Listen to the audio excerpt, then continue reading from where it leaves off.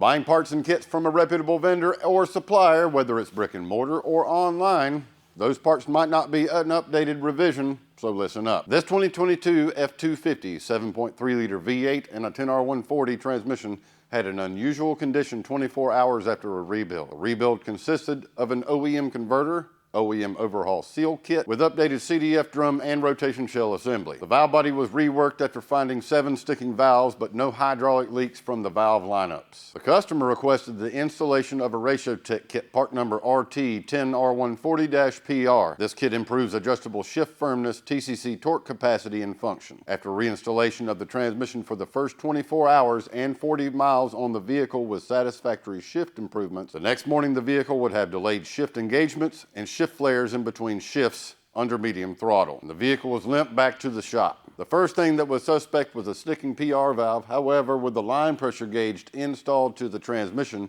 we found 55 psi of line pressure and no line rise, and under a power brake condition, the transmission would immediately fall out of gear. We pulled the valve body to reinspect the valve body and the pump assembly and found no root cause for this condition. Looking back at the kit instructions, I remember seeing an extra small blue spring in the package that does not match the kit instructions. At this point, I contacted Ratiotech on my findings that the blue small spring may be mispackaged from another kit. However, that was not the correct assumption. The small blue spring in the kit was supposed to be installed in the line pressure control solenoid accumulator along with the orange spring. Our findings were that this kit has no revision on the first page, which means this was a prototype kit that was sold to the public 5 years ago and should not be in circulation today. The blue spring in the kit has to be installed along with the orange spring to seat the check ball and keep it in place in the LPC sleeve to keep the check ball from shifting out of place. There was a determination that during disassembly, this condition cannot be found as the check ball was seated correctly, and even vacuum testing to determine if debris was found showed no signs. After correcting the condition and reinstallation of the valve body, the line pressure was restored to 230 to 240 psi. And lucky for us, no internal damage was created within the transmission. This also created a chain reaction and a communication with all vendors and suppliers to remind them to rotate stock first in, first out. I hope you find this information helpful, and let me know in the comments, have you ever run into a situation like this, and what did you do to correct it?